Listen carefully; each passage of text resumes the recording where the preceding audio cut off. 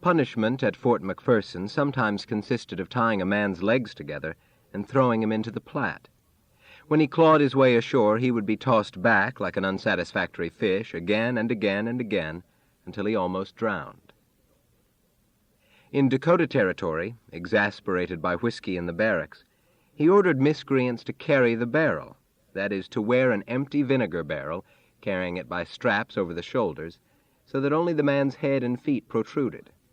This sounds amusing, but Custer's victims might wear a barrel for 10 days.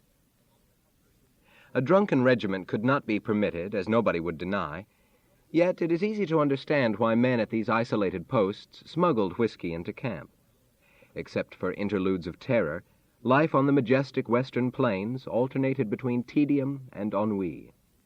One might pluck out La Paloma and Susan James and little Annie Rooney on the banjo, or harmonize on the subject of Jeannie's light brown hair until moisture seeped into the eye and one's throat constricted. But it was not enough. Sunday could be a welcome respite, even if there was nothing to do, but next came Monday, Tuesday, Wednesday, the jackass captain, and a spring wagon full of garbage. Prohibition was difficult to enforce. The Fort Yates surgeon noted that as a result of Prohibition, the men had begun drinking extracts of vanilla, cinnamon, peppermint, ginger, lemon, Worcestershire sauce, red pepper sauce, bay rum, cologne, and various quack nostrums loaded with alcohol. Mrs. Fanny McGillicuddy, wife of the Fort Robinson doctor, wrote in her diary at the end of December 1876, "Outfit all drunk." A telegraph operator at Camp Brown, Wyoming, wrote to an influential friend, "I want to get out of the Army honorable, but if I can't get out otherwise, I will give the cursed outfit the grand bounce. I cannot endure them much longer. None but a menial cur could stand the usage of a soldier of the Army of today in America. The majority of the officers are deadbeats, and the soldiers escaped convicts and the lowest of God's creation. I do not want anything to do with them at all. I will not scringe at the look of the bigoted fools, the officers, and the man that considers himself as good as them. They make it pretty hot for him." Frontier duty probably was worse than any account of it, because the suicide rate among Army recruits during this period was almost 8%, 3 times the suicide rate of British soldiers. Vicious punishment, loneliness, boredom, booze, fleas, maggoty bread, tarantulas, mosquitoes, blizzards, deserts, psychotic sergeants, incomprehensible lieutenants and captains and majors and colonels, yipping savages anxious to part your hair. There were easier ways to go. Mosquitoes got so thick along the upper Missouri that soldiers walked around dressed in balloon-like wire helmets draped with netting. Every evening they rose above Big Muddy like the locusts above Egypt, and although the thermometer might register 90 degrees, it was necessary to sleep under blankets, wearing gloves and a head shield. Take off your glove to button your collar closer or adjust your net, and your hand is a swollen and unseemly thing. In lieu of this accursed life, one might as well skip off to work on the railroad. If one did not quite have courage enough to desert, the least one could do was start a fight. Troopers stationed near a town would get ready for their occasional hours of freedom by putting on iron knuckles made from horseshoe nails. Drinking jewelry. And should there be no town, in that case any sort of excitement was better than none. Men at Fort Yuma provoked fights between colonies of red and black ants. The way to do this was to punch a hole in each nest and insert cans which had held peaches or some other sweet. Very soon the cans filled up with ants, which could then be poured into a basin where, says Captain Bourke, furious combat began at once. And he observes, with the impartiality of a scientist, that red ants were more courageous. One red ant would assault 2 or even 3 black ants. If the rumpus lasted for any length of time, queens would appear as if to superintend what was going on. At least, that was our impression. Lack of virtuous women made a miserable situation worse. Any unattached female in the neighborhood of a fort was apt to be diseased. Opposite Fort Lincoln on the east bank of the Missouri stood a number of hog ranches. Elizabeth and other matrons were intensely conscious of these establishments, and during the great spring flood of '75, they watched through field glasses, perhaps with grim delight, as the turbulent river swamped My Lady's Bower and the Dewdrop Inn. Dancing helps to pass the time, but very seldom was there anybody to dance with except another soldier. This they did. They took turns impersonating, each tobacco-stained, stubble-faced, reeking beauty identified by a handkerchief pinned to his sleeve. Now and again they danced with regimental laundresses, which might not sound appealing, but among those honest laundresses were some engaging creatures who did not limit themselves to the trade. At Fort Kearny, a laundress known as Colored Susan was accused of baking and selling pies made from government flour, and of selling ardent spirits, however that should be interpreted. General Tasker H. Bliss, which sounds like the name of a fictional character, General Bliss said post-surgeons in those days had little to do except confine laundresses and treat the clap. Laundresses turned up in a variety of shapes, colors, and dispositions. At Fort Concho, Texas, 3 were discharged because of utter worthlessness, drunkenness, and lewdness. At Camp McDermott, Nevada, a certain Mrs. Cavanaugh threatened a lieutenant with a butcher knife because he had suspended her husband by the thumbs. At Fort Bascom, in the moody Southwest, a Latin laundress vowed to cut out a soldier's tongue if he told one more lie about her, which he did, and she caught him in a drunken sleep and sliced off the tip of it. Then there was Mrs. Nash, who joined the 7th in Kentucky and followed the regiment north to Fort Lincoln. Invariably she wore a veil, or a shawl pinned beneath her chin, and she is described as being rather peculiar-looking. John Berkman, Custer's orderly, said she was a good laundress, a good nurse, and a good midwife, always in demand to chase the rabbit when a woman was expecting. Her next-to-last husband, a quartermaster clerk named Clifton, was known as a jolly fellow until he got married. After the ceremony, however, Clifton seldom laughed, and a few days before his term of enlistment expired, he deserted. Her last husband was a private named Noonan. They lived together in obvious bliss on Suds Row, east of the Fort Lincoln parade grounds. But while he was away on a scouting expedition, she sickened and died. Just before graduating to a better world, she asked her friends to bury her without the usual cleaning and dressing. They refused. They would not hear of such a thing. Lo and behold, when 2 of them set about this mournful task, they perceived that the much-married laundress, seamstress, nurse, baker of delicious pies, and popular midwife was not female. Berkman and several other troopers were gathering flowers on the prairie so Elizabeth could make a funeral wreath, when a laundress hurried out of the Noonan quarters with this extraordinary bit of information. Said Berkman, "We was flabbergasted." Private Noonan did not say much when he got back, but he turned pale and he twitched. He quit playing poker with the boys. He took long walks alone. He began to lose weight. One day, when he entered the blacksmith shop, a trooper remarked, "Say, you and Mrs. Noonan never had no children, did you?"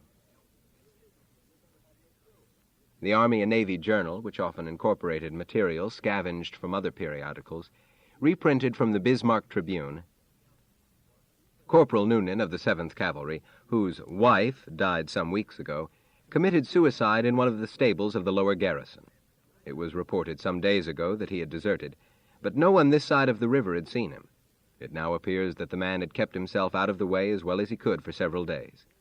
His comrades had given him a sort of cold shake since the return of the regiment from the chase after the Sioux, and this, and the shame that fell on him in the discovery of his wife's sex, undermined his desire for existence, and he crawled away lonely and forsaken, and blew out the life that promised nothing but infamy and disgrace. The suicide was committed with a pistol, and Noonan shot himself through the heart. The affair created almost as intense excitement at the post as did the announcement of the death of Mrs. Noonan, but there was a sigh of relief on the corporate lips of the 7th Cavalry when its members heard that Noonan, by his own hand, had relieved the regiment of the odium which the man's presence cast upon them.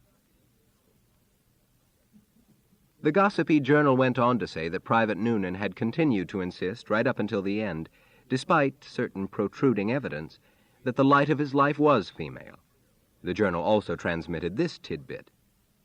There is no explanation of the unnatural union, except that the supposed Mexican woman was worth $10,000 and was able to buy her husband's silence. So despite the monotonous drama of frontier life, there might be startling intermissions. One August night, a big gray wolf loped into Fort Larned, slowing down just enough to bite a sentinel. It then ran into the hospital, bit a patient, dragged another out of bed, ran through the hall of a nearby home, pounced on a dog, and then leaped up on Colonel Wincoop's porch to taste a visiting lieutenant, John Thompson. The bite of a hydrophobic wolf was fatal. Everybody knew this.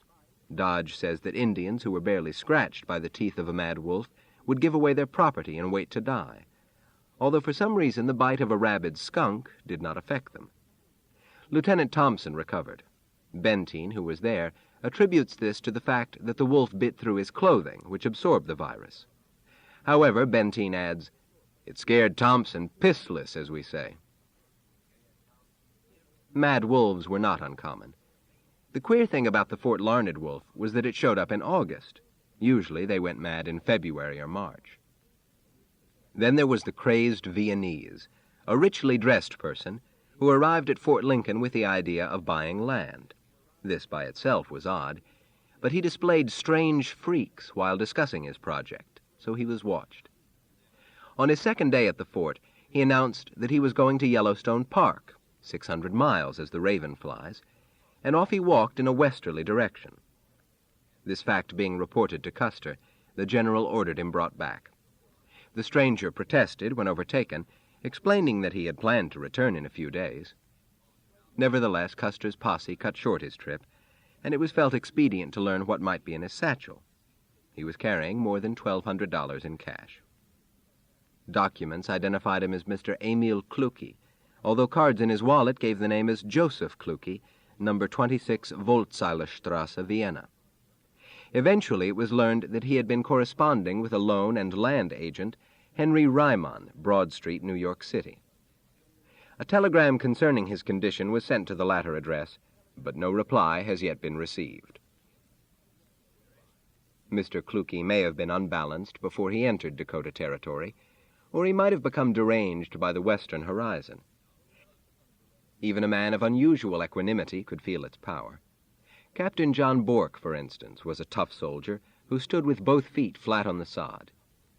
Once he found himself billeted at latitude 42 degrees 49 minutes 8 seconds north, longitude 105 degrees 27 minutes 3 seconds west, on the south side of the North Platte River at its junction with Laprille or Rush Creek. In other words, Fort Fetterman. Although this could not be paradise, Captain Bourke looked around and listened. The sharp boom of the evening guns signaled the descent of the sun. Slowly the golden tints of the clouds changed to bronze, to carmine, to a dull red. This last turned into a pale yellow, blending imperceptibly into the darkness of night, relieved by myriads of sparkling stars. The atmosphere in its purity gave free passage to every beam of light, or re-echoed the slightest sounds.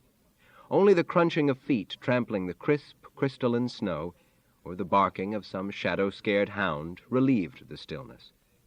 It was night in Wyoming, and winter had begun. Quite obviously, the frontier could reward a man of Bourke's sensibilities, but he was an uncommon sort. At the age of 8, he studied Latin, Greek, and Gaelic, and as he wrote about military life, he concerned himself with more than military business. Trudging alongside a pack train in Arizona, his mind floats to the siege of Granada, whither Isabella the Catholic ordered the removal of her court to the newly erected city of the Holy Faith and brought together more than 15,000 mules. He contemplates the braying of mules, to which many soldiers objected. Yet, says Bourke, this objection strikes me as frivolous and untenable. The mule's song may be just a particle monotonous, and the nasal pitch he commonly employs somewhat harsh for cultivated ears. But the question of pitch is a question of taste, and the mule's taste may be better than our own. Or if worse, this is the land of liberty, and the mule is free to enjoy himself as he pleases. Early in '76, marching through fearful Montana cold on half rations, the mercury thermometer hors de combat He pulled out his notebooks and wrote until the ink bottle cracked, after which he continued with a pencil. He was unable to quit. His mind would not rest. His field notes alone take up 8 feet of shelf space. Most soldiers, less reflective than Captain Bourke, did not look or listen so acutely.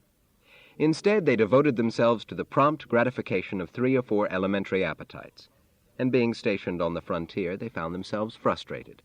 The West did not provide what they needed.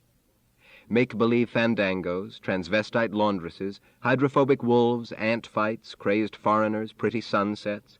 This was not enough. The West was not dull, it was stupendously dull, and when not dull, it was murderous. A man could get killed without realizing it. There were unbelievable flash floods, weird snakes, and God himself did not know what else, along with Indians descending as swiftly as the funnel of a tornado. On the Oregon Trail, a French trapper complained to Parkman about this place and the way he had chosen to earn a living. It was not easy, mon vieux. Arapahoes recently had murdered 2 of his associates, stabbed one in the back, shot the other with his own rifle. But of course, if one trapped beaver in the mountains or otherwise poked about the raw edge of the world, that was the treatment one must expect. Catlin's friend, Baptiste, explained the business similarly. I am enlist for 3 year in de fur camp in St. Louis, for a bounty, vous comprenez, huh? $80. If it not pour de dame Ricari et de dame Pied Noir, the Blackfoot Injun, I am make very much money. But I'm rob too much, I suppose 5 time. I am been free trapper 7 year, and I am rob 5 time. Take all de horse, take my gun, take all my clothes, take all de beaver. I come back on foot. To these leathery individuals, or to soldiers or homesteaders who might glance up just in time to recognize sudden death, to these people, an Arapaho, for instance, was neither more nor less than a redskin, as primitive and dangerous as a grizzly. But to the eastern citizen, protected by a variety of barriers, this was not true. Captain Charles King noted that those most sympathetic to aborigines were New Englanders, and his explanation was direct.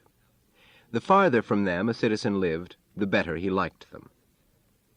Each state had in turn elbowed them westward, and by the time the struggling aborigine was at the safe distance of 2 or 3 states away, was virtuously ready to preach fierce denunciation of the people who simply did as it had done.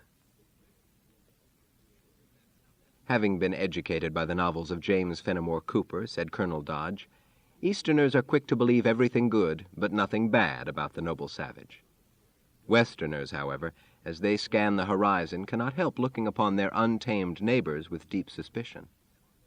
When Easterners are able to contrast the pictures drawn by such romantics as Cooper, chivalrous warriors, beautiful maidens, counterparts of fairy tale knights and damsels, with the Indian as he is, I fear they will turn from him with loathing and disgust.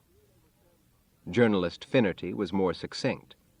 I detest the race. Captain Barnitz wrote to his wife Jenny on July 1st, 1867, that folks back in Ohio might think it amusing to be told the nation was at war, but it was not very laughable to come across some poor fellow whose body had been filled with revenge arrows. Barnitz was not specific, but he probably referred to an adventurous Eton graduate named Frederick Williams, who had joined the American Army. Sergeant Williams was killed, possibly by the famous warrior Roman Nose, during a skirmish on the morning of June 26th, when a party of Arapaho, Sioux, and Cheyenne horse thieves assaulted Fort Wallace.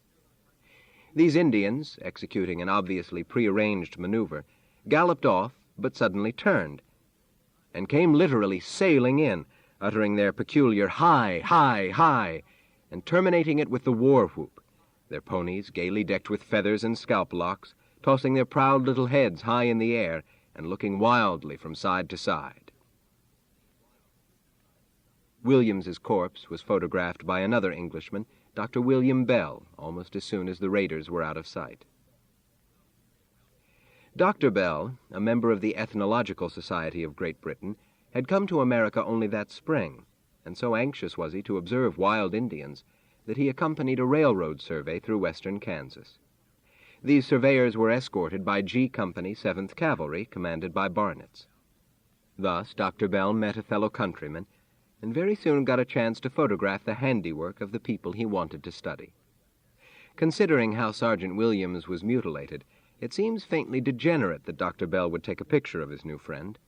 The reason, Barnett's explains, was to reveal the nature of these savages to peace advocates in Washington. The photograph suggests an early Renaissance painting of St. Sebastian, or the crucified Christ, or a figure exhumed from the ash at Herculaneum.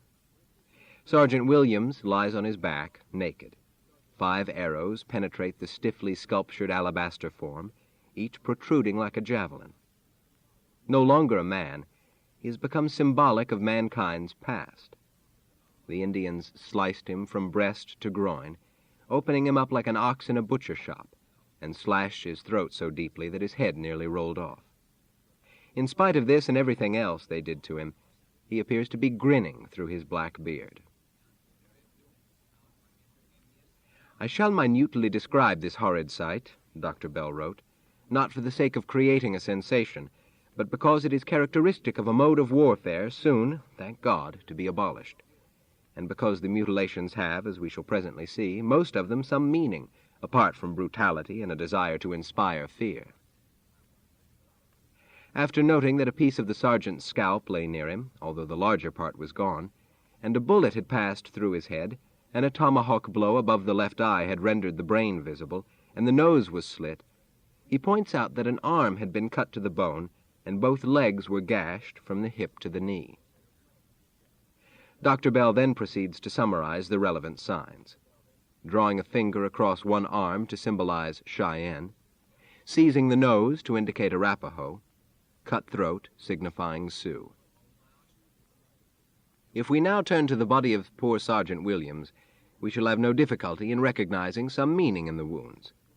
The muscles of the right arm, hacked to the bone, speak of the Cheyennes, or cut arms. The nose slit denotes the Smeller tribe, or Arapahoes, and the throat cut bears witness that the Sioux were also present.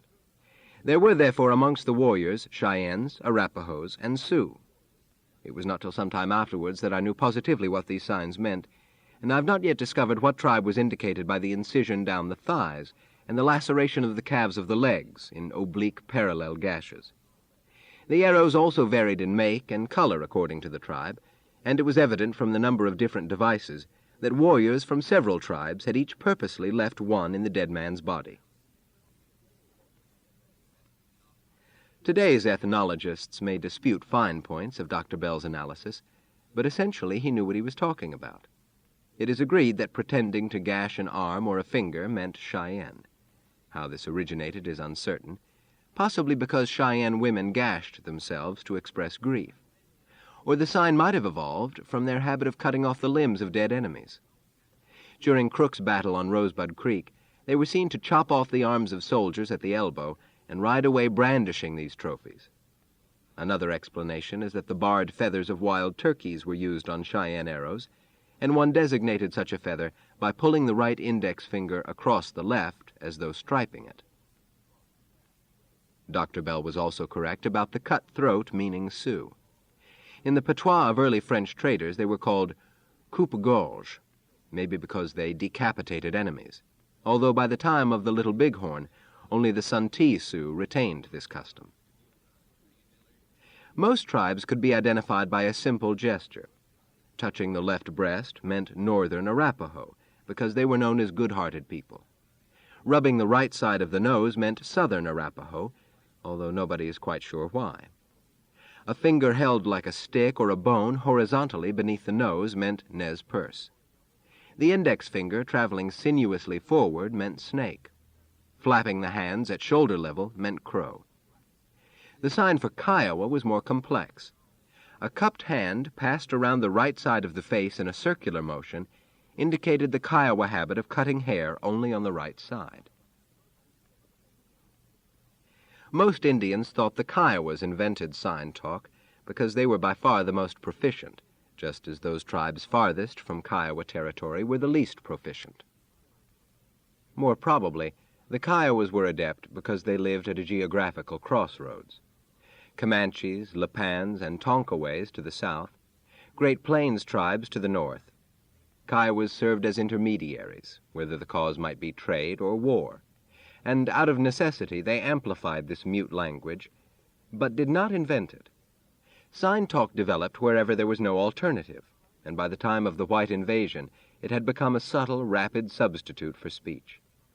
Colonel Dodge gives as one example the word coffee, represented by 5 hand signals which could be executed almost as fast as the word is pronounced.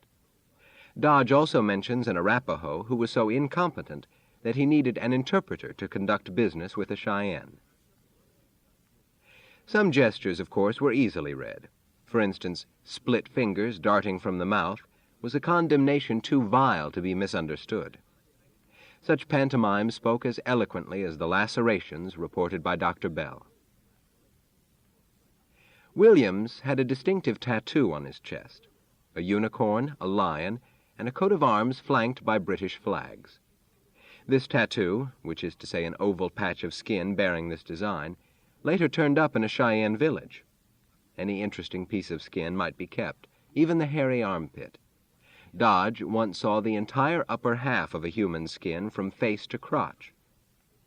It was thickly covered with hair, had been carefully cured, and peculiar value was set upon it as big medicine. Usually the scalp alone was kept, no doubt because it represented a defeated enemy's head. Scalping never became popular west of the Rockies. Now and then a Westerner would lose his hair, yet this may have been the result of copying Eastern tradition or the result of Indians imitating their white-skinned cousins, who, as many witnesses have testified, could be enthusiastic collectors. Indeed, territorial governments often encouraged it by paying a bounty. Apache scalps would bring as much as $250 in Arizona, and because it was hard to tell one glossy black hank from another, the American bounty hunters might ease across the Sonora line to supplement their income with Mexican hair. How it all began, nobody will ever know, because the earliest instance far antedates written history. Anthropologists studying the skull of Ethiopia's Bodo man, a predecessor of Homo sapiens, removed some encrusted rock and deduced that the flesh had been stripped from the head with stone tools. This was done after the creature's death, that much could be determined, but not the purpose. The first historical record occurs in Herodotus, writing in the 5th century B.C. He says that Parthians took the hair of slain enemies with which to enhance their weapons and clothing. It is apparent that they use a sharp and very keen dagger, by which they make a circle of flesh above the eye level. A couple of generations later, Xenophon notes that after some of his men were killed while en route to the Mediterranean, the hair was taken from their heads. The Byzantine historian Procopius refers to Count Belisarius being much concerned about the behavior of certain auxiliary soldiers. After first torturing a captive, these wild tribesmen, by making a series of short slashes about the victim's skull below the line of the ears, removed the entire upper skin portion of the skull. This they treated with oils and stuffed with padding, making a most grisly trophy. Genghis Khan in the 13th century, although he did not take scalps, discovered that plaited human hair was less susceptible to rain and cold than rope or leather. Accordingly, human hair gathered from the skulls of his victims was used to operate catapults and siege engines. Spaniards in the New World soon learned that Caribbean natives took heads and hair, and presently it came to the notice of Captain Alvarado that Guatemalans were skinning the heads of captured conquistadors. Spanish captains exploring Chihuahua and Sonora in northern Mexico also found this practice among tribesmen who were very probably predecessors of the Yaqui and Apache. And it is recorded that during the 16th century, when Jacques Cartier met the famous chief Donnacona along the St. Lawrence River, he asked why Indians took scalps, and was told they did so because their enemies did. By this time, clearly, a tradition had been established in the western wilderness. Whether the idea migrated north from Mexico, evolved independently, or perhaps had existed in the Americas ever since a party of Asiatic hunters crossed the Bering Strait, is a matter of argument. In any case, it was an artistic process, as correspondent Finnerty observed, and, when neatly done, may be termed a satanic accomplishment. The procedure alone was not fatal, although very few victims survived, which may be explained by the fact that most of them had been thoroughly banged up otherwise. Still, a few cases have been documented. The Bozeman Times carried a story on July 16, 1876, about one Herman Ganzio, who was attacked when he wandered ahead of his companions in the Black Hills. A bullet punctured his left leg, another hit his left shoulder, and down he went. Moments later, an Indian was kneeling on his back. Ganzio was struck with a club or the butt of a gun. He did not know which. All I knew was that I was being scalped. My hair was held tight.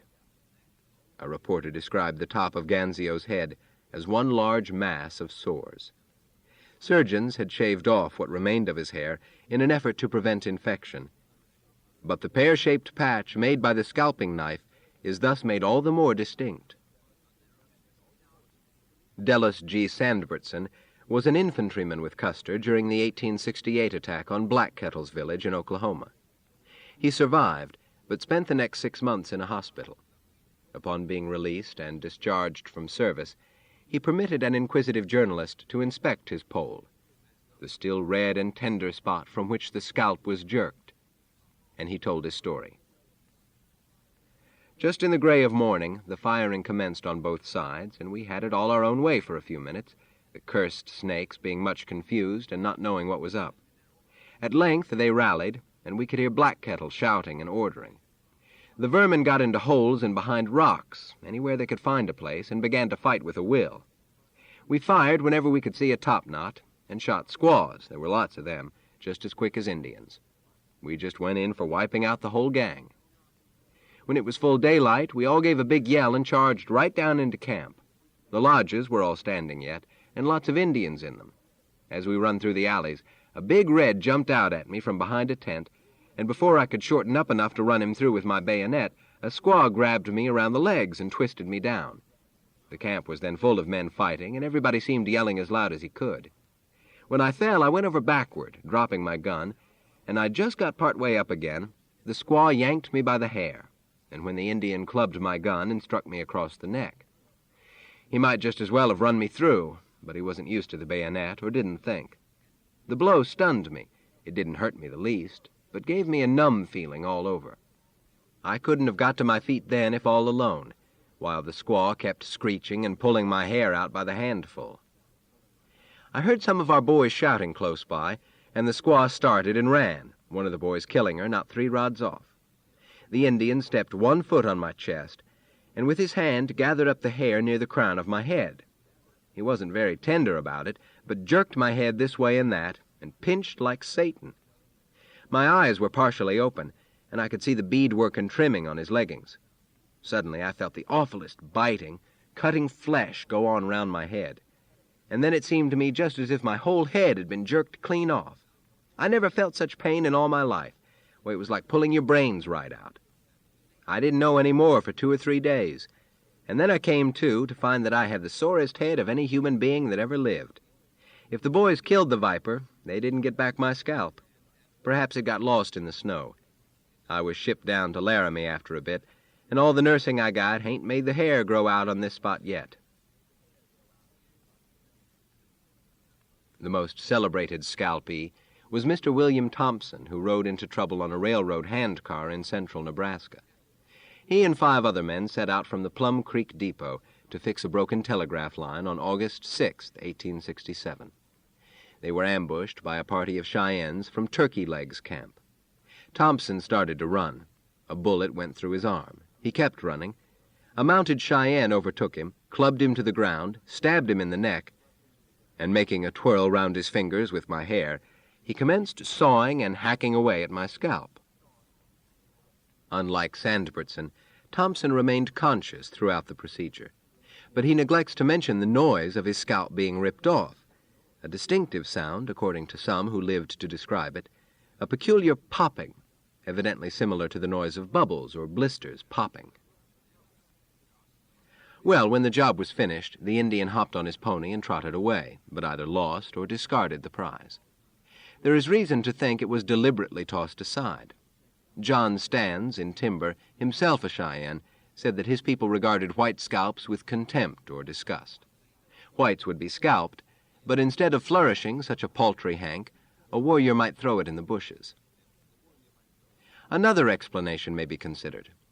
LaForge states that on several occasions he noticed scalpers behave strangely. They appeared to be nervous. Twice he saw a brave pause during the operation in order to vomit. The Cheyenne who lifted Thompson's scalp might have had similar feelings and wanted no reminder. Thompson and those with him were not foolish, as Ganzio had been foolish for exploring a dangerous region alone. They were just unlucky. If they had started out to fix the telegraph line an hour later, they could have repaired it and gone back to Plum Creek with no trouble. The Cheyennes who caught them were returning from an excursion into Pawnee country when they observed the handcar approaching and decided to wreck it. They piled logs on the tracks and hid themselves, and when the car passed by, they jumped up, yelling and shooting. So the white men began pumping the handles faster and faster in an effort to escape from the Indians. This happened 17 years before John Stands, in Timber, was born, but he heard all about it. He said that a man named Sleeping Rabbit suggested to the others, after they had wrecked the handcar, that maybe they could wreck a train by bending the tracks. Then, Sleeping Rabbit pointed out, we could see what is in the cars. A train arrived just about dark, so the Cheyennes began yipping and shooting, and just like the handcar, the train went faster, puffing and making noise, until the engine hopped off the tracks. Right away a man came running up from the back of the train. He was carrying a light, and he was shouting. At that time the Cheyennes did not understand English, but one of them, whose name was Wolf-Tooth, remembered a word this white man shouted, and he used to say he was the first Cheyenne who could speak any of the white man's words. He thought maybe it meant Indian, and years afterward he repeated this word to John Stands in Timber, who had to laugh, because it did not mean at all what Wolf-Tooth thought. So, after killing the white men on this train, they broke into one of the cars and found hatchets. Then they went around chopping open the other cars to see what was inside. They packed what they wanted on their ponies and rode back to camp. Wolf-Tooth got a hatchet and something made of shiny metal that came in a box. He did not know what this thing was, although he thought it must be valuable, but nobody could tell him how to use it, so he threw it away. Next morning they went back to the train. Several boys had gone with them into Pawnee territory, and now these boys had lots of fun. They would tie a bolt of calico to a pony's tail and hit him with a quirt. The pony would look around to see why they were hitting him, and would see this cloth and get scared, and run away with the calico bouncing and unrolling and streaming way out behind. Such was the story told by Cheyennes. Washichu accounts do not coincide exactly with the Cheyenne version, but almost. They did wreck a train that night, either by pulling apart the tracks or by constructing a barricade. They murdered the engineer and the fireman. The brakeman and conductor jumped out of the caboose and ran away. The train carried whiskey, tobacco, flour, saddles, and a considerable amount of plumage for frontier ladies. The Indians got drunk, dressed up in velvet and calico and silk, and spent the night staggering around a bonfire. About dawn, they set the boxcars afire and threw the bodies of the engineer and fireman into the flames. Thompson, who had been lying motionless since the handcar was wrecked, decided this was the time to escape. After recovering his scalp, he crawled and lurched along the tracks to the Willow Island depot, where another train took him to Omaha. Just how long Thompson was obliged to sit around the Willow Island depot with his scalp at his side is not clear, but it must have been a while, because the immolated bodies of the engineer and fireman accompanied him to Omaha. Correspondent Stanley was in Omaha when this train arrived. At least he wrote as if he were present, and his report sounds authentic. He says that a general rush was made to the baggage car because of rumors that the bodies had been burnt and everybody wanted to look. 2 boxes, approximately 12 by 30 inches, contained all that was left. For the benefit of the public, one box was opened. There, surrounded by cotton, lay a charred trunk about 2 feet in length, resembling a half-burnt log. Horrified spectators soon learned about another fascinating specimen aboard the Union Pacific. Mr. Thompson, 3/4 alive, his scalp riding in a bucket of water. People flocked from everywhere, Stanley reports, to view the gory baldness which had come upon him so suddenly. Thompson was quite weak, which is not surprising, what with a bullet hole through one arm, a knife wound in the neck, and the top of his head gone. A local surgeon, Dr. R.C. Moore, stitched the scalp into place, but the operation did not succeed. A photograph taken after his recovery shows a full-bearded man seated in a chair, wearing a stunned, shocked look and a coat that is too large, as though the experience had caused him to shrivel. The top of his skull does look peculiar. Ordinarily, it is said, he wore a black skull cap. He was British, and he later went home taking his scalp, which by this time had been tanned. For some unexplained reason, he subsequently mailed it to Dr. Moore, who gave it to the Omaha Public Library, where it was displayed in a jar of alcohol as recently as 1967. Stanley, who peeked in the bucket when the Union Pacific reached Omaha, said the patch of skin was about 9 inches long and 4 inches wide, somewhat resembling a drowned rat as it floated curled up on the water. 9 inches by 4, indicating a rectangle, is a surprise. One thinks of scalps as being circular, but many were not. Just as each tribe marked its arrows in a distinctive way, so each had a particular style of scalping: diamond-shaped, triangular, square, oval. Sergeant Ryan observed in his memoirs that when the scalped body of a trooper was found, the Indian scouts knew immediately which tribe was responsible. Custer denounces the custom as barbarous in My Life on the Plains, yet he shows an uncommon interest in the procedure, especially in the seasoning and embellishment. Most of those he saw were 3 or 4 inches across, stretched within a hoop by a network of thread. When cured, the dried fleshy portion of the scalp is ornamented in bright colors according to the taste of the captor, sometimes the addition of beads of bright and varied colors being made to heighten the effect. In other instances, the hair is dyed, either to a beautiful yellow or golden, or to crimson. It is, he concludes, horrible evidence of past depredations, and one cannot help sensing beneath his disgust the temptation to cure and decorate a few. Custer's attitudes, like those of Colonel Dodge, of Captains King and Barnett's, of Godfrey and Gerard and Lonesome Charlie and Mitch Boyer and Private Coleman and Mrs. Kelly, and of other adventurous people who refused to spend their lives behind fences. His thoughts and feelings evolved not from assorted newspaper stories, but from his own experiences. He was employed by the United States to control Indians, to fight them if necessary. So he looked upon them not through urban spectacles, but as they appeared to him in the field. They were, as a rule, enemies. If not actively hostile, they might be. Yet he felt an affinity for them. He liked their courage and passionate independence. And what seeps through his book like a stain is a feeling of regret that he could not share that uninhibited pattern of life. As a West Point cadet in 1858, he wrote a boring, prophetic, ingenuous little essay sentimentally titled The Red Man, in which he laments the imminent destruction of the red man's home of peace and plenty. He speaks of the Indian's dauntless brow and manly limbs, and regrets that already these red men have been scattered by the fury of the tempest. Gone are familiar forests, in the shade of which Indians could stretch their weary limbs, swept away by the woodsman's axe. We behold him now on the verge of extinction, standing on his last foothold, clutching his blood-stained rifle, resolved to die amidst the horrors of slaughter, and soon he will be talked of as a noble race who once existed but have now passed away. After some rough experience, however, he did not write sentimentally about Indians, and he was annoyed by those who did. He felt sorry Cooper's Indians were not real Indians, but they were not. That was all there was to it.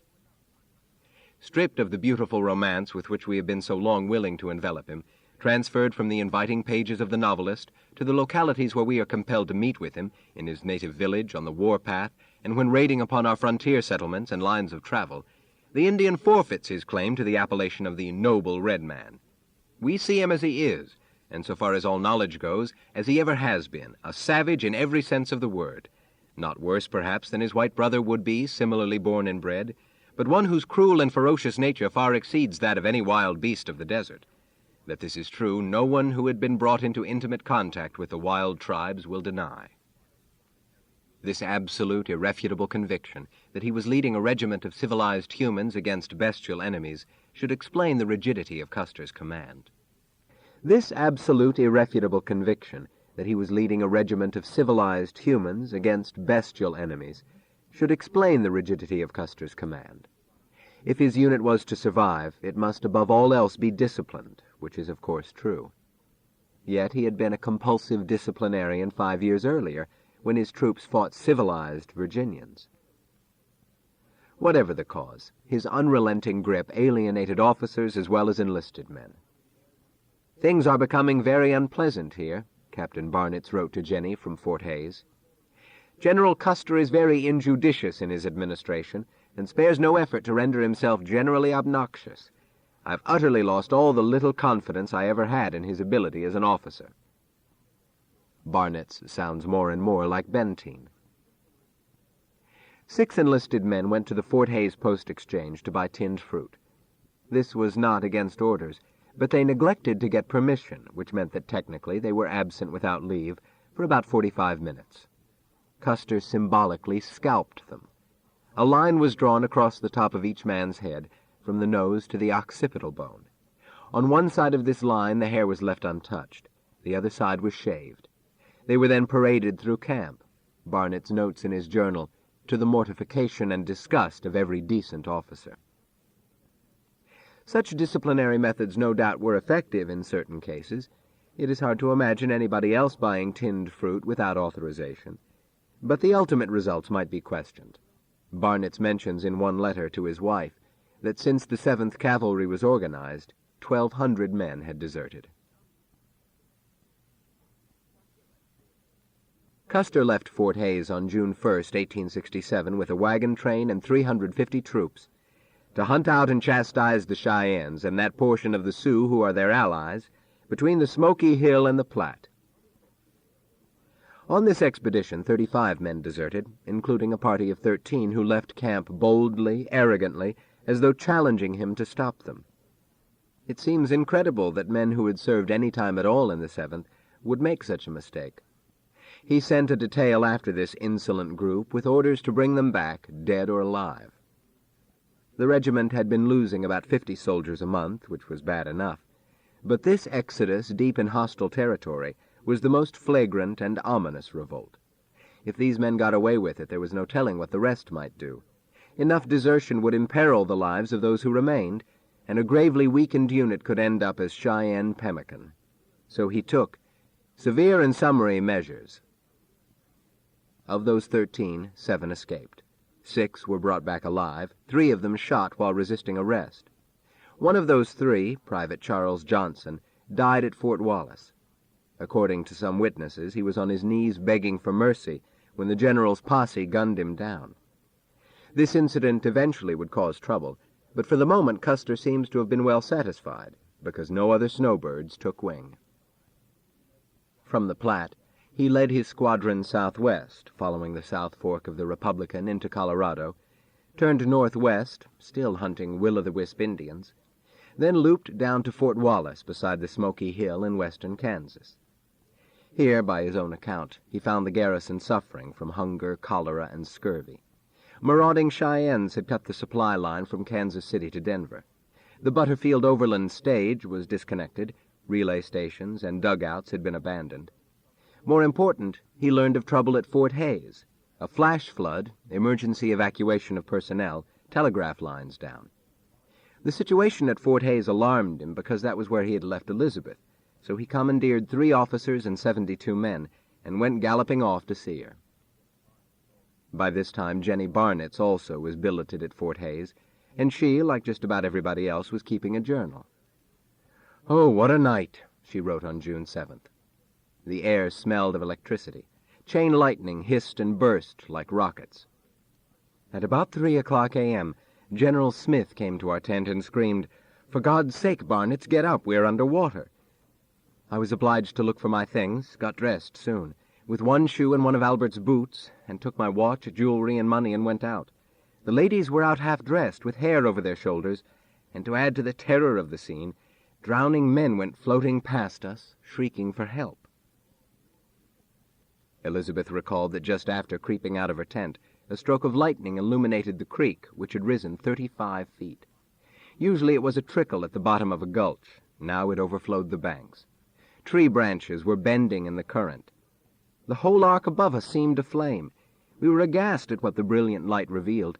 Between the bluffs that rose gradually from the stream and the place where we were on its banks, a wide, newly made river spread over land that had been perfectly dry.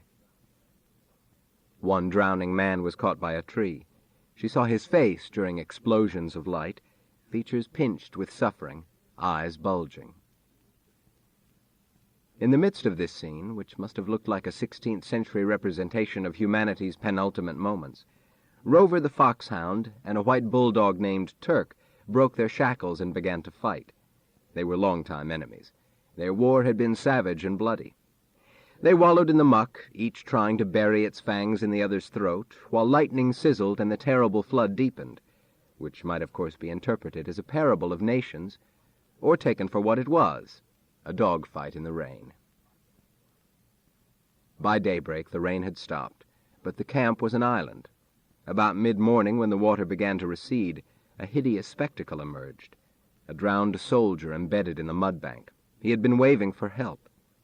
Elizabeth says they could scarcely avoid looking at the bloated corpse, with one arm stretched out for assistance. Jenny Barnitz reports Elizabeth saying with patrician equanimity during the worst of this flood, "Well, we will all go down together. I am glad the General doesn't know of it." In her memoirs, Elizabeth cheerfully admits to being a coward. She presents herself as a 19th century Michigan honeysuckle. Nothing delights her more than being rescued by a gallant male, preferably her husband, from some awful threat, such as a tarantula in the wagon. She shrieks and trembles. Masculine bystanders clutch their ribs. What could be more satisfactory? Yet now, when in fact she might be drowned, when the husband who protects her is far away, she becomes magically self-assured. One thing she was not told. If the water had risen much higher, every woman at Fort Hays would have been lashed to a Gatling gun, which was the heaviest equipment in camp. General Miles blamed the vast herds of buffalo for these terrifying flash floods. They had trampled the ground until it was impervious to water, he said, which explained the abrupt rise of streams and the quick inundation of lowland. Custer had been on the prairie long enough to respect the situation. Very anxiously he pushed down the road, and along the way he met a wagon train escorted by Captain Benteen, which was hauling supplies to Fort Wallace. And at this point a curious discrepancy develops. Unknown to anybody, the supply train was carrying cholera to Fort Wallace. Yet Custer would write in My Life that the plague already had erupted at Fort Wallace. The officer in charge of this garrison told him, he said, that unless better rations could be obtained, it would be impossible to check the epidemic. As a matter of fact, the officer in charge said no such thing for a very good reason. There was no epidemic. There would be soon enough, but Custer seems to have advanced the date by several days, even as he exaggerated the food shortage and the incidence of scurvy to justify his trip east.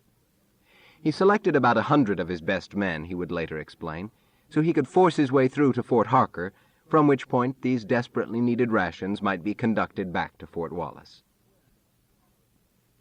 Where and when the cholera plague began its devastating journey westward is not known, but the principal carrier seems to have been the 38th Infantry, which was afflicted at Fort Leavenworth just before being transferred to Fort Union, New Mexico.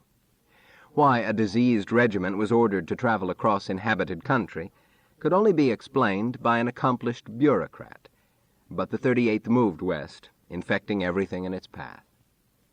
The plague hit Fort Wallace when Benteen's supply train arrived a few days after Custer left. Barnitz wrote to Jenny on July 28th, "We are becoming very fashionable out here.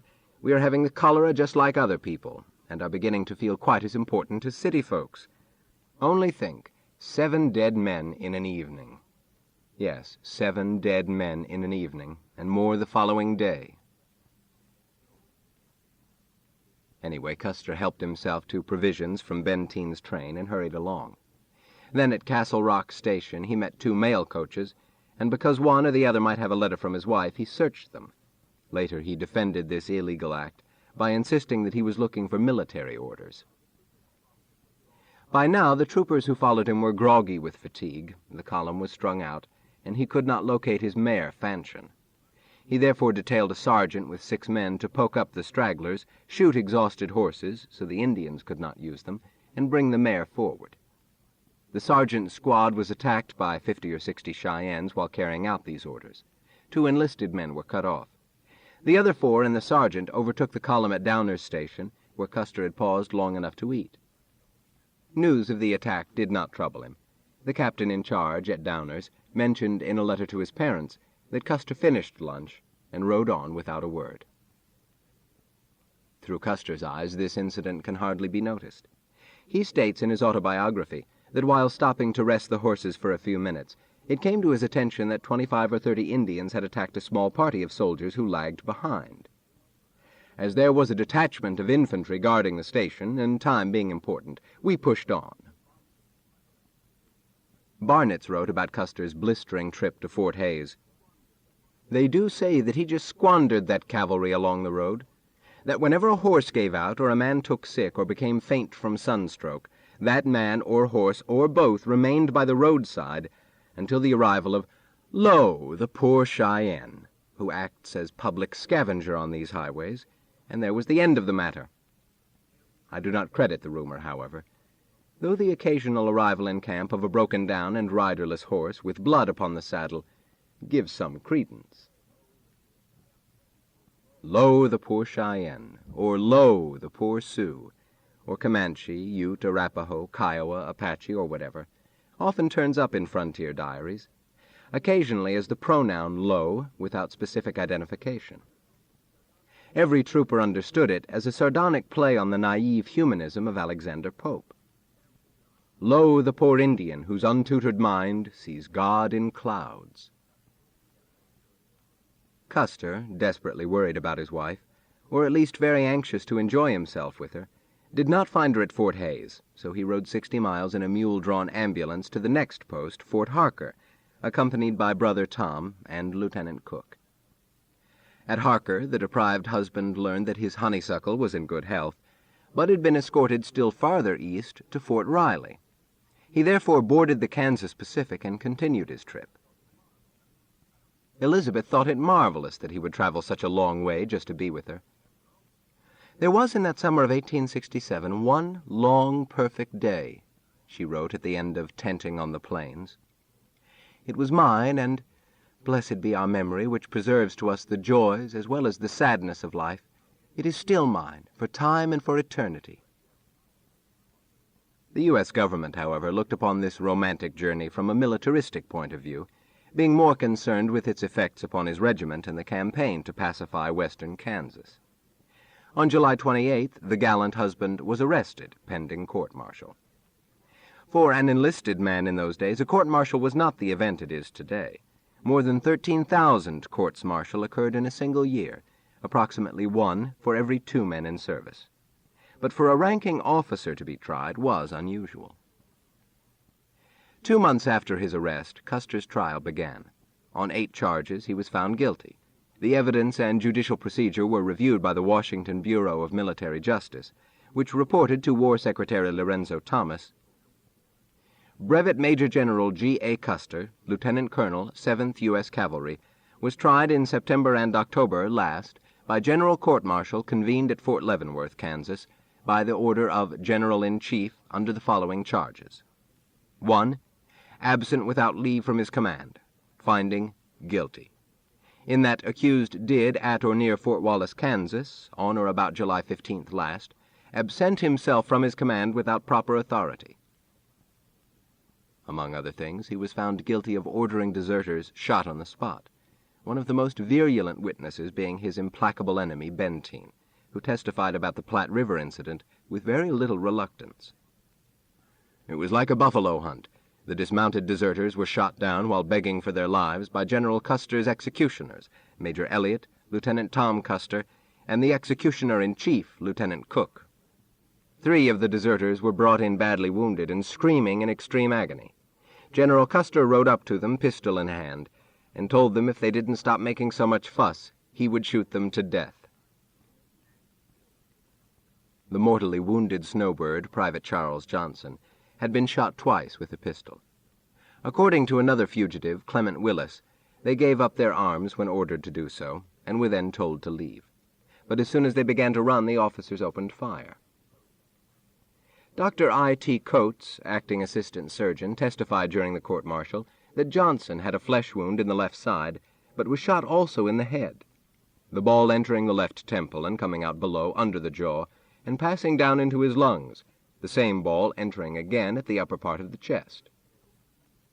The trajectory of this bullet was questioned because it implied that whoever shot Johnson had been above him, either standing above him or on horseback. In other words, it smacked of assassination. The court pursued this matter. Question: how near should you judge him to have been to the person who fired the shot? Answer: from the power of the ball, he must have been within 25 yards at least, and perhaps much nearer. The court asked if the bullet would or would not have gone straight through Johnson's head, rather than passing downward into the lungs, if the person firing the shot had been at a distance of 25 yards. Dr. Coates replied that the bullet might have taken the course it did, and, begging the court's permission, explained, "It is recorded in medical history of a ball having struck the breastbone and to have been found lodged in the testicles. I know of one instance of a ball striking what is known as the Adam's apple and passing clear around the neck, and was taken out at the very same place." The surgeon's testimony may have been construed in Custer's favor, implying at least the chance of a capricious long-distance shot, rather than short-range execution. But if so, it was not enough. Sentence: to be suspended from rank and command for 1 year, and to forfeit his pay proper for the same time. Custer officially received this news on the Fort Leavenworth parade ground, November 25th, mounted like a conquistador on a coal-black stallion, backed up by his regiment in dress uniform. He wore a blue tunic with gold epaulettes and tassels and stripes, yellow-striped gray trousers, white kid gloves. A saber dangled at his side. On his head stood a high-polished helmet with an eagle insignia topped by a scarlet plume. There he posed, stiff as a mannequin, this mustached hero with the chiseled face, electric blue eyes, long yellow hair, a magazine illustrator's dream. It is said that he listened impassively to the charges. He thought they were unjustified. He thought he should have been acquitted. As a matter of fact, he was once again lucky. Had he not been who he was, he would have been dishonorably discharged. General Grant observed that the court, in awarding so lenient a sentence, must have taken into account his previous record. He manages to glide past this unpleasant episode in the story of his life. It not being my privilege to serve with the regiment, I remained at Fort Leavenworth some time longer, and later in the summer repaired to my home in Michigan, there amid the society of friends to enjoy the cool breezes of Erie, until the time came which would require me to go west. 35 pages later, to make certain his readers understand, he pats the court-martial into shape. I will briefly remark in parenthesis, it had apparently been deemed necessary that my connection with certain events and transactions, every one of which has been fully referred to heretofore, should be submitted to an official examination in order to determine if each and every one of my acts had been performed with due regard to the customs of war in like cases. To enter into a review of the proceedings which followed would be to introduce into these pages matters of too personal a character to interest the general reader.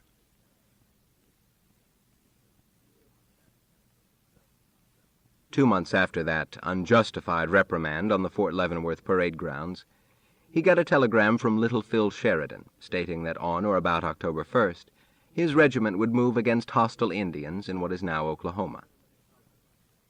Generals Sherman, Sully, and myself, and nearly all the officers of your regiment have asked for you, and I hope the applications will be successful. Can you come at once? He did not wait for Sheridan's petition to be approved. One day after receiving this telegram, he was on a train to Fort Hays, accompanied by 2 stag hounds and a pointer. The hostiles Little Phil had in mind were Black Kettle's Cheyennes, at that time wintering along the Washita River, just east of the Texas Panhandle. 4 years earlier, when encamped at Sand Creek, a few miles northwest of Fort Lyon, Colorado, this peripatetic village had been visited by a former Methodist preacher, Colonel John Chivington, leading 2 regiments of Colorado militia and 4 mountain howitzers, an early morning surprise that provoked a congressional inquiry.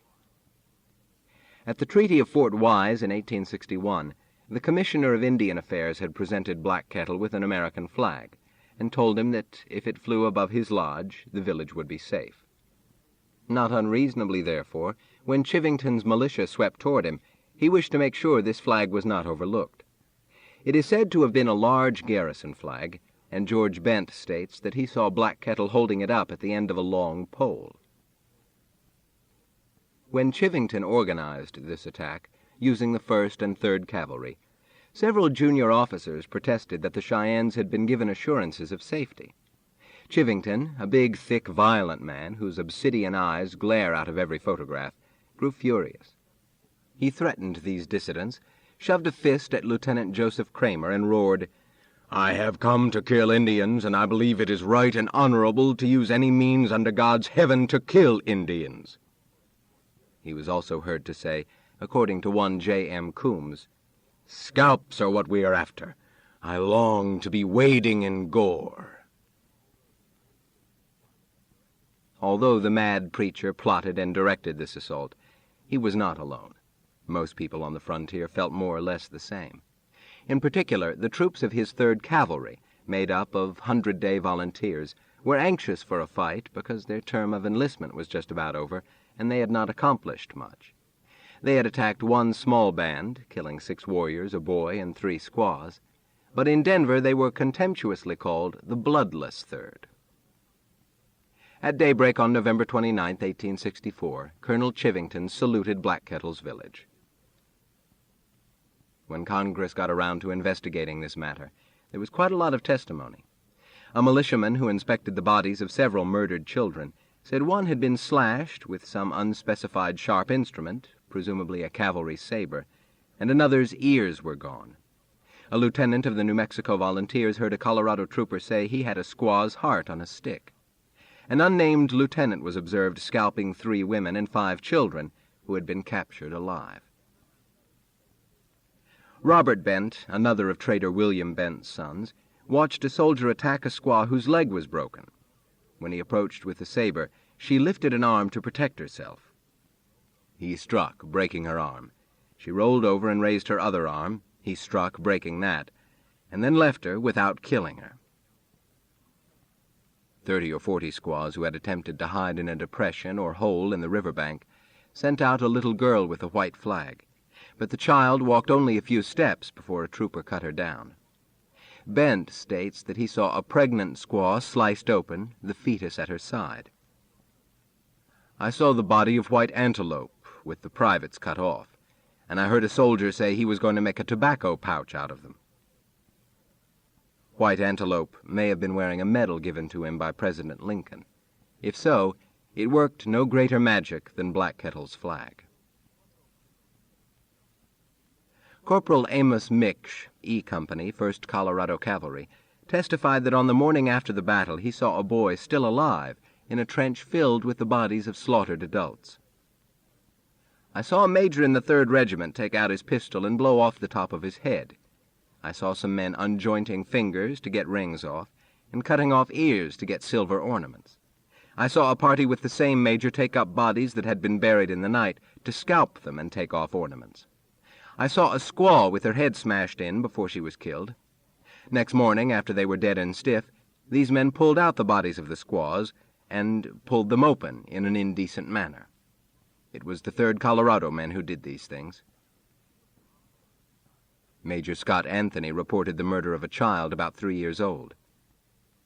"I saw one man get off his horse at a distance of about 75 yards and draw up his rifle and fire. He missed the child. Another man came up and said, 'Let me try the son of a bitch, I can hit him.' He got down off his horse, kneeled down, and fired at the little child, but he missed him. A 3rd man came up and made a similar remark and fired, and the little fellow dropped." Lieutenant James Connor testified that while going over the battlefield, he did not find a single Indian corpse, regardless of age or sex, that had not been scalped.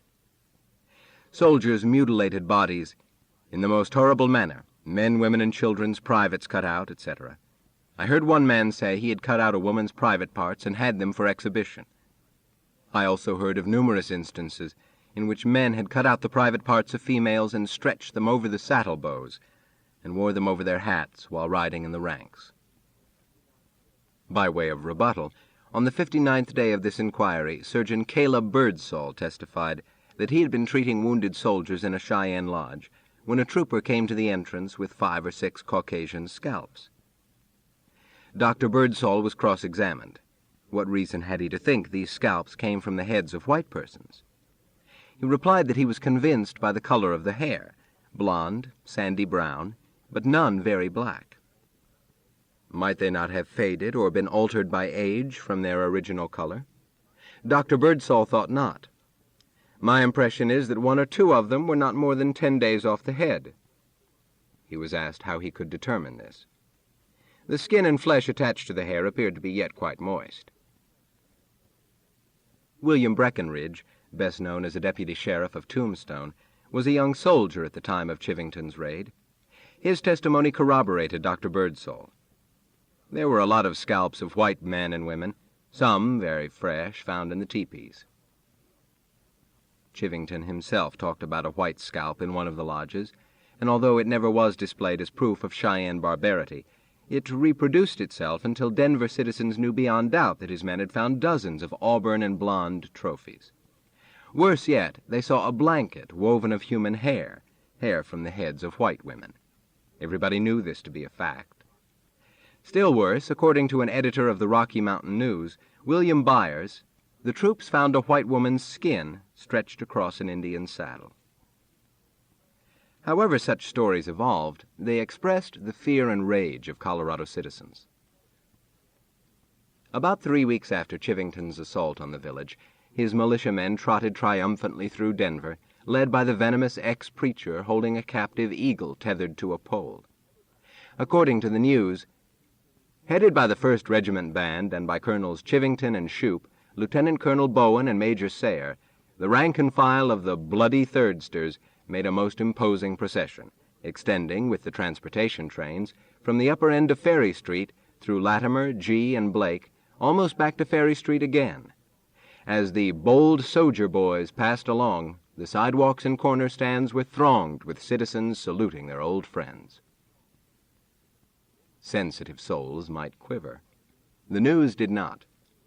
Testimony delivered to the 38th Congress included a long editorial. Among the brilliant feats of arms in Indian warfare, the recent campaign of our Colorado volunteers will stand in history with few rivals and none to exceed it. Among the killed were all the Cheyenne chiefs, Black Kettle, White Antelope, Little Robe, Left Hand, Knock Knee, One Eye, and another, name unknown. Not a single prominent man of the tribe remains, and the tribe itself is almost annihilated. Colorado soldiers have again covered themselves with glory. Colonel Chivington thought his troops fought well. I've, at daylight this morning, attacked a Cheyenne village of 130 lodges, from 900 to 1,000 warriors strong. We killed Chiefs Black Kettle, White Antelope, and Little Robe. In fact, there were 80 or 90 lodges containing fewer than 500 people, 2/3 of them women and children. White Antelope was killed. Black Kettle and Little Robe survived. Not long after the Bloody Thirdsters came to town, another sanguine performance took place on stage at the Apollo Theater. 100 Cheyenne scalps were displayed. Helen Hunt Jackson, who did not attend the Apollo that evening, claims the audience applauded rapturously. That a string of scalps was exhibited on stage seems fairly certain, although nobody, Madam Jackson nor anybody else, has preserved the details of this atavistic tableau, such as the date, the featured program, nor what remarks might have been provided by Chivington or one of his thirdsters when the scalps were introduced. It is also reasonably certain that frantic applause greeted the spectacle, because quite a few members of the Apollo audience had lost relatives and neighbors to aboriginal scalping knives. If the audience did applaud, it surely validates the comment of a visiting Britisher that America might be the only nation in history to have slipped from a primitive estate into decadence without ever knowing civilization. Elizabeth Tallman, interviewed in 1936 for the Colorado magazine, had this to say. I was in Denver when Colonel Chivington started for Sand Creek. John M. Tallman, later to be my husband, belonged to the 3rd Regiment, part of which was in the battle. I have some rings made of a white woman's hair taken off the bodies of dead Indians. Had you been living at that time as we were, in a constant state of fear and anxiety, almost daily seeing the bodies of friends or acquaintances that had been mutilated by the Indians, you would have found no censure in your heart for Colonel Chivington's act. J.P. Dunn, a judicious 19th century scholar who very often sounds critical of government policy, called Chivington's mad raid justified. Today, such an evaluation must be doubted, or at least disputed. But at the time Dunn was writing and meditating, there were learned arguments about whether or not the Red Savage possessed a soul. Montana Congressman James Cavanaugh spoke for most Americans of that period. "I've never seen in my life a good Indian, except when I've seen a dead Indian." General Sheridan boiled it down. After listening to the Panatika Comanche chief Tosawi, Silver Brooch, allude to himself as a good Indian, Little Phil observed, "The only good Indians I ever saw were dead." And the collective American unconscious gradually reduced Sheridan's remark to that celebrated epigram, "The only good Indian is a dead Indian." Like Napoleon, Sheridan was uncommonly short, 5 feet 5 inches. He is said to have had such a lumpy skull that his hats did not fit, an allegation which cannot be verified from photos. With black almond eyes and a dangling mustache, he resembles those ancient portraits of Mongol emperors, although one staff officer called him thick-set and common Irish-looking, adding that Sheridan combed his hair in the Bowery soap-lock style. Historian Stephen Ambrose characterized him as an obstinate little man, given to intense rages, mad with battle lust during an engagement, quick to censure and slow to forgive, bursting with energy, forever demanding the impossible of his men. Custer stood half a head taller. Women found him exciting, and unlike Sheridan, he seldom cherished a grudge. Otherwise, they must have been much alike. Custer might erupt at any instant. He loved to fight and was quick to blame. He could be sarcastic and impossibly demanding. They understood each other, these two. Sheridan perceived in the audacious young cavalryman a sympathetic spirit, one who was not reluctant to discipline troops, and who thought the best way to handle dangerous redskins was to crush them.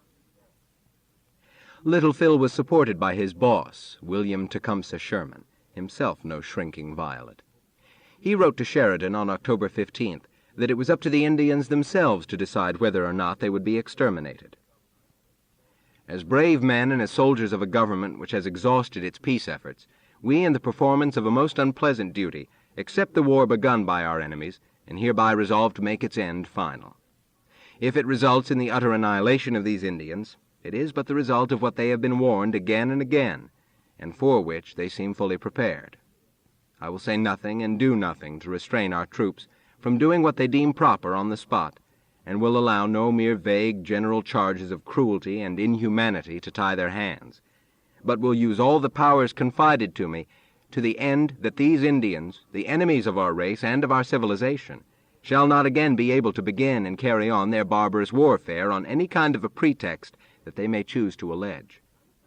You may now go ahead in your own way, and I will back you with my whole authority and stand between you and any efforts that may be attempted in your rear to restrain your purpose or check your troops."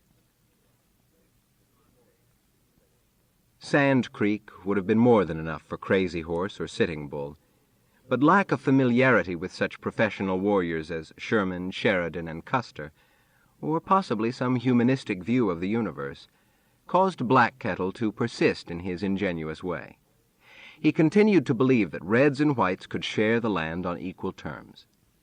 Thus, in the autumn of 1868, while Little Phil was arranging to finish what the Colorado preacher had started, Black Kettle, from his headquarters on the Washita, was engaged in a long-distance conference with yet another paleface, General W.B. Hazen. A white woman named Clara Blinn and her infant son Willie had been captured by Cheyennes and Arapahoes. They were still alive, that much the Army knew, although it was not known whether they were captives of the Cheyennes, Arapahoes, or of the neighboring Kiowas. They had been offered for ransom, and General Hazen was trying to negotiate their release when Sheridan squashed the idea. After having her husband and friends murdered, and her own person subjected to the fearful bestiality of perhaps the whole tribe, it is mock humanity to secure what is left of her for the consideration of 5 ponies. Mrs. Blinn viewed the situation differently. A message from her, addressed to kind friend, was delivered by an emissary about 3 weeks before the 7th Cavalry descended. Variations of this letter exist, each represented as authentic, and the woman's name is often spelled with an I instead of a Y. No matter. Her anxiety cannot be misinterpreted. Whoever you may be, if you will only buy us from the Indians with ponies or anything, and let me come and stay with you until I can get word to my friends, they will pay you well, and I will work for you also and do all I can for you. If it is not too far to this village, and you are not afraid to come, I pray you will try. The Indians tell me, as near as I can understand, they expect traders to come, to whom they will sell us. Can you find out by the bearer, and let me know if they are white men? If they are Mexicans, I'm afraid they will sell us into slavery in Mexico. If you can do nothing for me, write, for God's sake, to W.T. Harrington, Ottawa, Franklin County, Kansas, my father. Tell him we are with the Kiowas, or Cheyennes, and they say when the white men make peace we can go home. Tell him to write to the governor of Kansas about it, and for them to make peace. Send this to him, please. We were taken on October 9th on the Arkansas below Fort Lyon. My name is Mrs. Clara Blinn. My little boy Willie Blinn is 2 years old.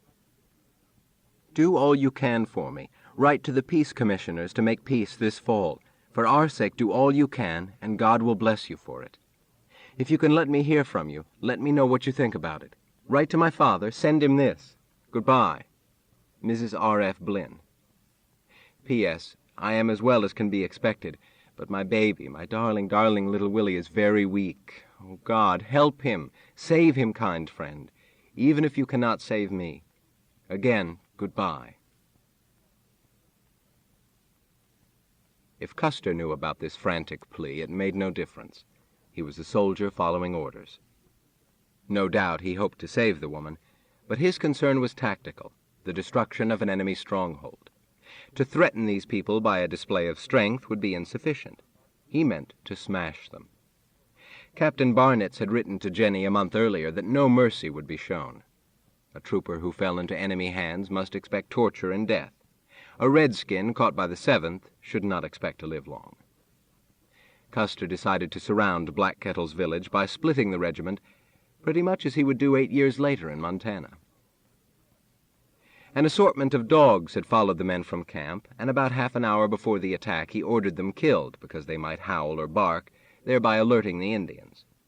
One of these condemned creatures was a mongrel named Bob, which Sergeant Ryan called harmless as a kitten.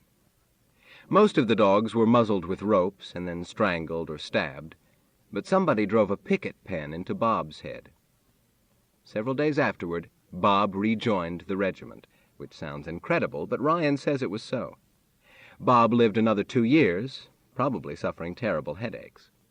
He accompanied the 7th from Fort Hays to Kansas City on an express train when the regiment was ordered south to intimidate the Ku Klux Klan, and on this trip he committed suicide. A soldier known as Telegraph Smith got drunk and became so abusive that little Bob jumped out a window, and thus ended his career, says Ryan. Although any dog that could survive a picket pin through the head should have no trouble jumping off a train. Anyway, Custer's order meant death for 2 of his own dogs, possibly more, but exempted at least one, a favorite staghound named Blucher. In absolute silence and darkness, forbidden to talk much above a whisper, to walk around, even to stamp the chill out of their feet, his troopers waited for dawn. And suddenly the morning star emerged from a ground fog, rising with such brilliance that at first the astonished men mistook it for a rocket.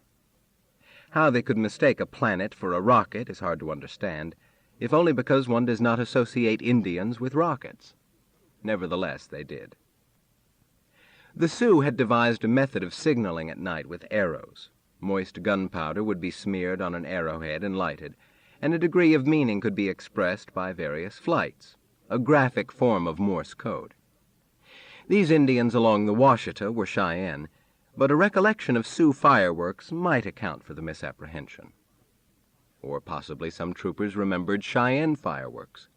In Kansas, they had contrived an exploding arrow which was made by fitting a percussion cap to the blade, encasing this arrangement in a cotton sack filled with gunpowder.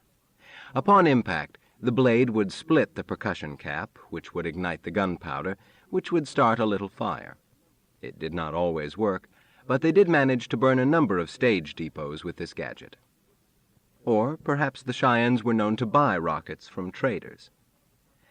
However this misapprehension should be explained, Custer's men and the commandant himself were stupefied. Slowly and majestically it continued to rise above the crest of the hill, first appearing as a small, brilliant, flaming globe of bright golden hue. As it ascended still higher, it seemed to increase in size, to move more slowly, while its colors rapidly changed from one to the other, exhibiting in turn the most beautiful combinations of prismatic tints. There seemed to be not the shadow of a doubt that we were discovered.